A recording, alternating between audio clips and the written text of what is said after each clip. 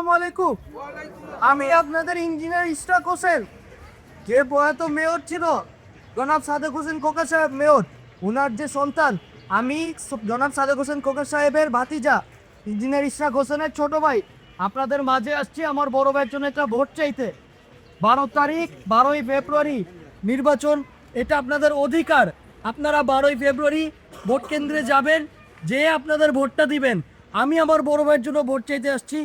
ইনশাল্লাহ আপনারা একটা সুযোগ দিয়ে দেখেন আমার ভাইকে। গত 17 বছর সে লড়াই করে গেছে, হাসিনার আমলে গুলি খাইছে, ফালায় যায় নাই। আপনাদের অধিকারের জন্য সে অবশ্যই লড়াই করবে, ইনশাল্লাহ আপনাদের পাশে থাকবে, আপনাদের ফালায় যাবে না।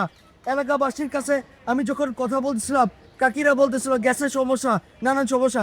ইশরাক ভাই কিন্তু আসবে আপনাদের এখানে। যখন আসবে আপনারা চিল্লায় চিল্লায় বলবেন যে আমাদের গ্যাসের সমস্যা, রাস্তাঘাট সরু, এগুলো ভাই আপনাদের ঠিক করে দিতে হবে।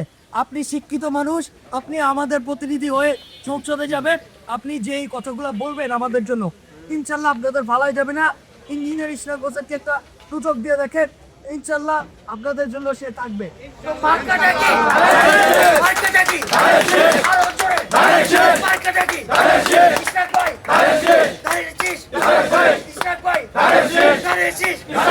ভোট দিব